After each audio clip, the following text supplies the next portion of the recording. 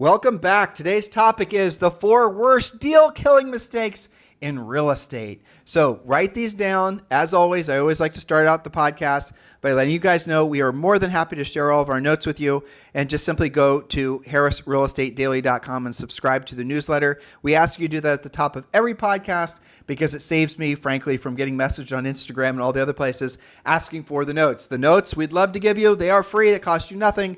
Just go to harrisrealestatedaily.com and use these notes for your social media. Use these notes for coaching and training agents in your office, your team, what have you. So please do go ahead and go to harrisrealestatedaily.com and subscribe. And remember, when you do, you've got to pop over to your own email and you have to confirm that you want the subscription. And the whole process takes maybe 45 seconds. So just do that now, harrisrealestatedaily.com, or the link is below. All right, the 4 worst deal-killing mistakes in real estate. Once you've heard this podcast, you can't make any of these mistakes because you'll know what to do. Or if you do make one of these mistakes, we'll say, we told you so. Told you so. There you go. All right. Negotiating has become more complicated now that the market's shifted for most of you. Currently, there's a mixture of homes selling quickly, sometimes still with competing offers, and homes that are taking longer to sell with perhaps only one offer, and many are even, expiring after having 0 offers or rejecting offers that could have been worked. So this means you've got to sharpen your skills if you want to win every time. Let's look at what these mistakes are. Mistake number 1, lack of communication between the buyer's agent and the listing agent. If you want to win, you need a meeting of the minds. The definition of negotiation is the reaching of a mutual agreement that all parties are satisfied with. You have to talk to each other to make this happen. And I've got a couple of different examples here. Example number 1, listing agents, if you want to receive offers that are easy to say yes to, actually put the desired terms in the agent-to-agent comments in the MLS. Or call those buyer's agents back who haunt you looking for the details that will help them to win. For example, easy example, your particular seller needs a 60-day close. They need to have time to get out of the house. Well, put that in there, and maybe the buyer's agents will write you a 60-day close instead of thinking that you want a cash offer that closes in 7 days that you're going to reject and look kind of silly. Well, the added benefit of putting it in the MLS is that you'll prevent the buyer's agents from, at least head off a lot of the buyer's agents from calling you and filling up your voicemail and texting you to voicemail attack. Exactly, right? So when you put up a new listing, you guys know what I'm talking about. You're going to get an onslaught in some cases from buyer's agents who are wanting to, know all the little inside track items to maybe get the buyer's offer accepted. Put all that stuff in the MLS. Obviously, if there's anything that you're a little uncertain about whether that you should be disclosing it, ask the seller first. And I think advanced coaching on that, and this is something that we always have our coaching clients do, is when the MLS description and pictures and all the knickknacks are loaded, you want to make sure you've sent a copy of that or had your systems or your team send a copy of that so the seller acknowledges that and that they've seen it. And that especially is important if you're including any sort of, the seller would, in the agent-to-agent comments, seller ideally would like to move in the month of April or whatever, things like that, that maybe, the seller, if they knew you would actually disclose that, because it turns out that they're having to sell in April for some personal reason, you might end up losing the listing. So make sure, yes, you disclose an agent-to-agent, but yes, you get permission from the seller, anything you think might be on the edge. Important point there. Okay, example number 2, buyer's agents actually read all those comments in the MLS and counsel your buyers to comply with as many of the terms as possible if they intend to actually win. Now, if there aren't any comments, then you've got to find the listing agent and ask them, other than price, we can all assume price, of course, what will it take to win? Does the seller want that specific closing date, a lease back, or to keep their fancy chandelier? Find out and see what you can deliver on so that you guys have an actual meeting of the minds. All right, advanced coaching. If you have a lot of listings and you are tired of having to deal with buyer's agents who are, ruining your life basically with all these questions, here's the shortcut. You need to get 1-800-HOME-HOTLINE.com. You should be doing this anyway for endless free buyer lead generation, but you could have a 1-800-HOME-HOTLINE.com toll-free number with an extension for every one of your listings, specifically to give information about the listings as pertains to, the types of questions the buyer agent would normally ask you. So and we give this to you in Premier Coaching. Write down the top 6 or 10 questions that a buyer's agent's going to, ask you about. Time frame, what's included, what's not included, what's important to the seller, all that sort of thing. And pre-answer those questions and have it so in the MLS, you can say, buyer's agents, for additional information on this listing, please call 1-800-555-1212, whatever your extension is, and then whatever your number and extension is. And then the buyer's agents will be directed to call and listen to a pre-recording of all the pertinent information that they normally would pester you with. Now, if you can put it in the MLS, all the better. But if you can't, use 1-800-HOME-HOTLINE.com. Yes, great system. Okay, mistake number 2, and we've talked about this on virtually every podcast because it's so important. No lender's letter or proof of cash, a weak lender's letter, or a boilerplate letter. If your buyer has financing, their lender's letter needs to show ideally that they are loan committed or at least pre-approved. It must state that their ratios, credit, employment, and down payment are adequate and verified. Additionally, the lender should call the listing and vouch for the buyer's ability to close. How many days ago did we do the podcast where we focused on the ultimate addendum? I think Was it 3? on Monday. Yeah. So go back and listen to the podcast that we did on the ultimate addendum. It's so critically important. So many deals are lost. So many, careers are derailed because of lenders' letters, or because honestly, it's because you guys don't know that most lenders' letters, whether they're pre-approved or pre-qualified, those are just Mickey Mouse terms that don't really mean anything. So definitely be using our ultimate addendum. That's included in Premier Coaching. And we did spend a lot of time on the previous, I think 3 days ago. Yes. I think we've mentioned it almost every podcast. Yep. And do make sure that you personally, as a real estate professional, can accurately describe the differences between pre-qualification, pre-approval, and loan commitment. So Premier Coaching, right? That's where you're going to find the pre-list, or where you're going to find the actual ultimate addendum. And it's just a catchy name for something that essentially acts as a checklist that you're supposed to give. If you're on the seller side, you're supposed to give to the buyer's agent. So in the buyer's agent, you give to the buyer's lender. So the buyer's lender can actually provide you with something that's not a Mickey Mouse lender's letter, where the only condition of the approval for that borrower for that particular loan product is the the appraisal of the property that they go into contract with. If you're accepting lender's letters that are not vetted, completely thoroughly drilled down with all the things we tell you guys to do in the ultimate addendum, chances are you're going to be losing deals left and right. Yes, the ultimate addendum is just a tool to help get the lender to underwrite them faster. That's what's going on there. Okay. Mistake number 3, not being specific about sellers' concessions. Now, this is a big issue in today's market because you guys have come off of several years of not getting to have any concessions, so you don't really know how to deal with it. Some of you have never dealt with concessions before. Now, this can range from asking for a specific type of home warranty for a specific price to asking for thousands of dollars towards the buyer's closing costs, and many other types of concessions. But let's take the first issue. It's pretty straightforward. Just check the box on the offer stating the buyer wants a home warranty and state which warranty, that it's for a year and it'll cost X. That one's easy because it's written into almost all of your contracts. The second issue is more tricky. If you ask the seller, or you could be on either side of the transaction, but let's say the seller is being asked to contribute $5,000 towards the buyer's closing costs. State, after speaking with your buyer and their lender, what those funds are actually going to go to. Buying down the interest rate and paying prepaid expenses like taxes, homeowners insurance, and prepaid HOA deposits are appropriate.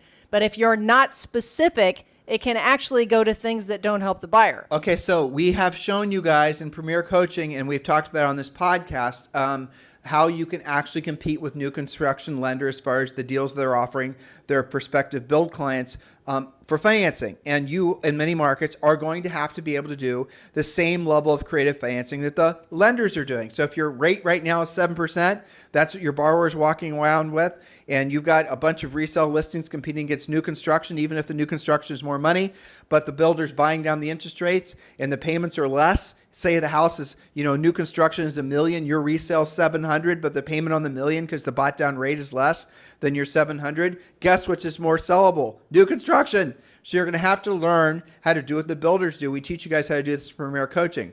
And also, there's something else we just added to Premier Coaching. Actually, you've got to add it. It's on your list. The interactive net sheet. So basically, it's essentially this sounds like something, a net sheet, Tim, everybody uses that.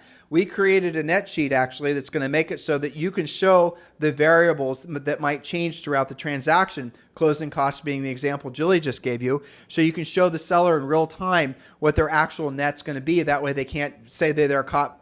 I didn't realize my net was going to drop by $5,000. I thought somehow that was going to be absorbed by some of their Mickey Mouse fee or whatever. Always disclose, especially when you're negotiating, what the actual numbers are going to. Otherwise, what's going to happen is when the seller gets a copy of the closing statement the day of closing or the day before closing, and the numbers aren't in alignment with what they thought they were going to be, guess what's going to end up happening? Oh, I know. You're going to end up basically eating it in your commission. So make sure you're disclosing.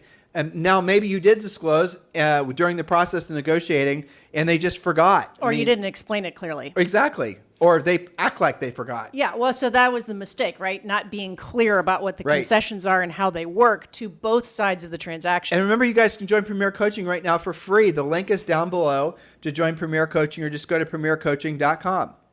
That's funny. You didn't read this part, but you just said it. Failure to be careful when you're dealing with dollars will always bite you in the butt before closing. Well, and guess who's going to pay the price for the confusion? Well, it's because you and I were just working on the things we were going to add to Premier Coaching and on your interactive net sheet. So the interactive net sheet's a really cool thing. You're going to be able to do, when you meet with a seller, one of the things we coach you guys to do is we coach you guys to show the seller low, medium, and high what the house might actually sell for.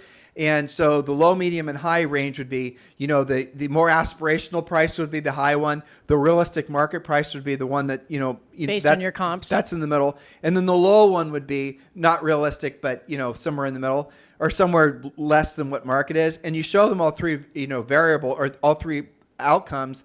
And when you're actually in the process of trying to compete for that listing, and then, that's going to give you an advantage because you're able to show them that interact. This is a small, basic, tactical thing, but something your competitors aren't doing. And by the way, what I just described is part of Premier Coaching. Yeah, and not doing net sheets for both your buyer and seller, but especially your seller. You will almost always be the one who pays the price for that. Right. You have to build that skill. Well, on our net sheet too, since we're still talking about net sheets, which is about the boringest topics you can think of, but also important. It also important. On our net sheets, also, you want to have a processing fee. So the reason, you want to have a net sheet that's going to disclose to the seller the things I just described, but in all three scenarios, you're going to put what your commission is, and you're going to put what your, the processing fee you might charge. And you can charge $1,000. You can charge $1,200. You just have to disclose it. I'm going to give you guys another little advanced bit of coaching here. If you put, Bob's commission, and you're Bob, right? Seller's agent commission, and you just list it like that, and you're dealing with $1 million house, and you're charging that seller 3%, and that seller sees $30,000 going to Bob, that's going to most certainly be a target for them to want to go after for a reduction. So what you do is you take that same 3% and then you break it up into multiple categories, showing them where the commission goes, showing them what you're charging them for. Do denote it as a section on the net sheet so they can see what it is, but say marketing fee, negotiating fee, legal compliance, all the things, whatever it is that make up all the different bits and pieces of where your commission goes, and then just show them. And so this is the commission I charge, or this is the fee I charge for the services I rendered, and this is where this is where it's going. And when you show it like that, they're not just going to see this as some big red honey hole, some big, oh my gosh, why are you charging this amount of money? They're going to see where the money's actually going, and it's going to make sense, especially when you start telling them how many hours it takes to do each of those things. It's pretty funny, Joy, during this big fiasco about buyer agents commission that kind of came and went. Yeah. It was so hilarious. Some of these, grifters in the real estate business who were all like, I'm not going to get into the weeds as far as the politics and the legality of it all, but they were suggesting agents shouldn't make commission. Agents should be paid per hour. I was thinking to myself, you guys have got to be straight up morons if you don't think agents would love to be paid per hour. Heck yeah. For all the hours, all the time. Even if the agent was getting $30 an hour on most transactions, they would make a hell of a lot more money than they do. If they got paid like attorneys do. Yeah, maybe you could pay double overtime for 3 a.m. real estate night sweats. That's hours, right? But seriously. I know. Isn't that funny? It's like you add up how many hours you guys put into some of these transactions, and you guys get my point. Well, people that said that obviously didn't do much real estate. People were saying that were that not in real estate at all. Yeah. And they were trying to, basically just attack our industry. industry. Them under the bus. By the way, have you noticed now that there's been a change in the White House and a change in all the, all that? You notice all that, those conversations have just sort of gone away. Poof. Yes, I know. Bye-bye. Isn't that interesting? Back to business as usual. I guess it all was political after all. It may have been. Okay. Now, mistake number 4 has a lot to it. Escalation clauses, escape clauses, appraisal waivers. Oh my. These are grouped together because the mistake is the same. There's 2 levels of mistake to this. The first one starts with the agent's understanding these clauses or waivers and what they actually mean. And the second part concerns the buyer's and seller's understanding. Nothing should be in a contract if you can't explain it yourself. If that means you've got to go to a contracts class, you guys all need CE credit anyway, that's a good idea. But I'm going to split out these 3 examples. Example number 1, escalation clauses. If your contract states that your buyer will go $1,000 above the highest and best other offers, it also needs to state not to exceed a certain dollar figure. Otherwise, you could get them in contract for something they can't afford to close on. But the other widget on that, Julia, is a certain % over appraisal. Yes, that's true. Be specific. Okay, example number 2, escape clauses. And we teach you guys, we give you all this language and teach you how to do this, obviously, in Premier Coaching. We're just giving you an overview. Exactly. Okay, example number 2, escape clauses. These come in many flavors, the most common being a home sale contingency, which might read something like this. Seller accepts with the following contingency. Home will still be marketed, and if an equal offer with no home sale contingency is presented, the buyer will be given 72 hours to remove their home sale contingency and proceed to close or become a backup offer. That's about as clearly as you can write that. Some of you have boards that your language is already baked in and you just use their form. The other solution to home sale contingencies is A, don't accept them, and Right. B, because in most markets you have to accept them. Make it so that the buyer writes the offer non-contingent of home sale. Make sure you get a good lender's letter stating that you can buy without the home sale, but then push the closing date back so they have a realistic amount of time to get the home sold. Obviously, there's a lot that has to line up for that, but then at the very least, your seller is going to get a non-contingent deal.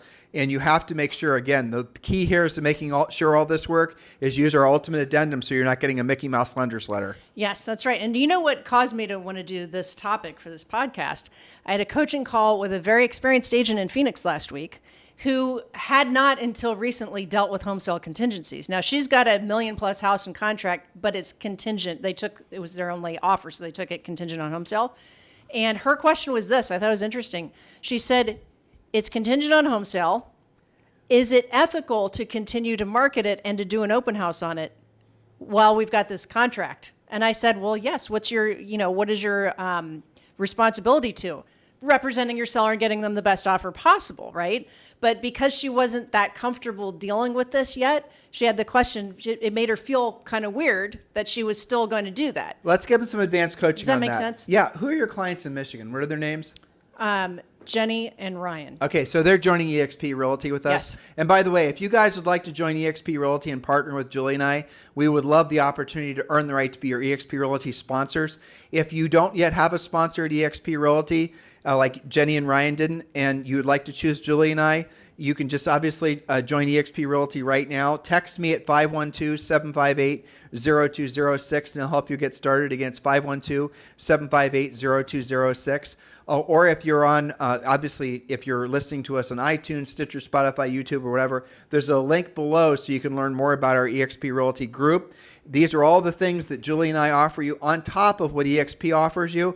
We've made it a very easy decision for you to say, yes, I want to join eXp Realty, and yes, I want Tim and Julie to be my sponsors. So those are the 2 directions for you to go. And the quickest and easiest way for you to join is obviously just text me directly. And in the subject line of the text, don't call, just text. I never answer the phone. Just say, eXp Realty, I'd love to join. Give me a little background on yourself, and we'll get that conversation started. So go ahead and do that now. So back to Jenny and Ryan. So their average sale price in Michigan isn't that high. Right. Okay. So, and for half of our real estate careers, ours was not that high either. It was an average normal sale price. Sure. And so I remember this one deal in particular that was 4 or 5 contingencies deep. And we had every transaction except the first one. Yes, So I remember this. Do you remember this? Oh, yes. And I it can was probably name the addresses. And it was like for us, it was like $140,000 in commission off all these deals closing.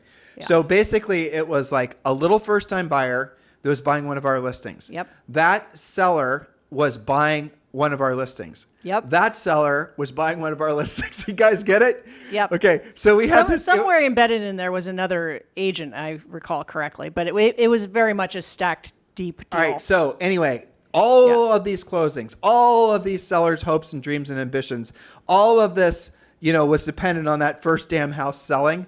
And of course, all of these deals were contingent, right? Every damn one of them was contingent on the sale of the previous. You guys get it? Domino's. Most stressful closing month of our lives. Guess what happened? That's right. The first deal fell out. And the first deal, that little dinky ass buyer house, the first time house they were selling was like no amount of money. House fell out. We got a cancellation letter. Of course, had we let that persist, one cancellation would have led to another, led to another, Yep. led to another. And then we probably would have lost all those listings because the sellers would have been pissed off at us. So what did Julie and I do? We bought their damn house. we went and bought That's that. what it takes. We bought the house, and it wasn't a very expensive house. And so we went and bought it, and then we were able to use the commission to basically pay cash for the whole damn house. Now, you can do that same thing. I was thinking of Jenny and Ryan because they're in an average sale price area where those numbers would work Perfect for for them. that, yeah. Yeah. So think out of the box and be creative. And even if you're not necessarily as financially well off as you think you should be before you start thinking like this, start thinking like this, start making moves like this, and it'll change your financial situation. Lead with action, not with a bunch of thoughts, right? So our guaranteed home sale program that we teach you to use in Premier Coaching is essentially the framework for what I just described. But think out of the box, guys, because in that particular case, we took all those commissions, paid for that house. Now, maybe the house transactions would have been more. We could have then taken, let's say our total commissions would have been equal to 20 or 30% of the value of whatever house we were considering buying. That's the down payment to buy the house. Every lender, assuming you have decent credit, is going to approve you for that as an investment. Start thinking out of the box. Also, all of your sellers will love you when you do Oh, that. yeah. Because you just made their lives easier. And you're doing things that people don't even know. They didn't even, obviously other agents won't even, how the hell, what? You saved all those, if there were multiple agents involved in the transaction, my example, there weren't. But you've saved all of them from losing thousands of, you guys get what I'm saying here? You think marketing and branding is going to actually earn you a stellar reputation? It's the job you do as a role. It's the product, your product ultimately. Don't try to make yourself famous. Try to make the results you get for other people from providing superior service in your cases. That's what's going to make you not even famous. That's what's going to make you legendary. Yeah, that's right. Being a problem solver, being of service, helping people accomplish their goals. Now, last but not least, all in this same bucket, is example number 3, appraisal waivers. This is fine if the buyer's all cash. And remember that over 25% of recent sales have been all cash. But if there's financing involved, the lender has got to be okay with that appraisal waiver. Otherwise, you may have your buyer in contract on a home that the lender may not approve for them if it doesn't appraise or doesn't come close enough. If it's an appraisal gap that your buyer's guaranteeing, make sure they have all the cash to support that and their down payment. Okay. I have seen several deals recently tank because they did both and they weren't specific and they didn't realize what they were doing. So how do you do that? We go back to the net sheets, prepare buyer net sheets and seller net sheets. So the buyer knows what they're spending at closing, not just on their down payment, and the seller knows what they're going to net. It's not just a first time buyer issue, by the way. A lot of buyers, remember, they don't transact that frequently. They're not used to it like you're used to thinking about it. They just think, well, I've saved up this much down payment. I'm going to have a little bit of closing costs. But if you throw an appraisal gap on the top, you might have just wrecked the deal. Just listening to us in the last 23 minutes, Yes. I was realizing how many of these things I would have killed to have known. Instead of experience, how do we even know all of this stuff, right? And a lot of this is symptomatic. When we got into the real estate, think how Yeah. many more people we've been able to help if we just listened to this one Seriously. podcast. Well, the thing the client I was telling you about in Phoenix was my impetus for doing this. But this has been a mixture of different stories that have been surfacing because much of what we talked about today is symptomatic of a more normal type of market. Totally. Right? And so a lot of these agents haven't dealt with any of this because things were fast and furious for so long. Okay, so I'm going to give them some advanced coaching since they Uh-oh. stuck Warning. it out. Okay, so another thing we teach you in Premier Coaching is how to use the Guaranteed Home Sale Program when you're trying to romance the new build reps. All right, so I want you to imagine this. You're going to have new build reps in your marketplace, and let's assume there's a lot of them, and let's assume they're building things that are going to be in price ranges where the numbers completely make sense for you commission-wise. And by the way, a lot of times with new construction, they pay a premium commission, and the build reps aren't commissioned. They're salary-based, and maybe they get a bonus, but they'll pay you at least, usually in most major markets, 3%, sometimes 4%. Okay. Yes. And here's the best part of it. That's if you're, helping them put a buyer with a new construction home. A lot of the buyers, especially the ones that are moving up to new construction, are going to have houses to sell. The big nemesis of new construction build reps, of new construction builders, is the freaking home sale contingency. Yep. Because they go and put somebody in contract on some $1.5 million new build, but the person's got to sell their house. And let's say it takes 6 months or 9 months and the house still hasn't sold, and the house they have to sell is like $400,000 or just whatever, however the math works out. Okay. You guys, make sure the math works out for you before you take this idea in particular. You can go to the new build rep and you can say, listen, if you've got anyone that has to sell a house, which is going to probably be most of their build clients, and you suggest that they list with me, I will put a guarantee on their house, which guarantees the sale of their home, which means that you don't have to worry. You don't have to worry about accepting a contingency offer on their house. In other words, on your contract. In other words, when you get an offer from the next 20 new build clients, 19 of them are probably going to have home sale contingencies. You tell all of them to list with me, and I'll put a guarantee on it. And that means you can essentially have contracts that are good to close, and you don't have to worry about those essentially flaking out. You are doing that builder such a huge service. Yes. And you're also getting an enormous competitive advantage in your marketplace. It's huge. It is huge. Now, how do you do it? We teach you how to do it in Premier Coaching. Yeah. In some cases, you can buy them yourself. In other cases, you're going to use investor money. Sometimes you can use, a cash offer type deal. We teach you how to do all this in Premier Coaching. But really, at the end of the day, what this is going to do, it's going to give you a unfair advantage. We're big fans of that term. We want you to have an unfair advantage in your marketplace. We don't want to play fair. We don't want a level playing field. We want you to absolutely win. Real estate is competition. Life is competition. We're done with this era in our country where we act like everyone can be a winner and everyone gets a participation trophy. But participation trophies are not commissions. Exactly.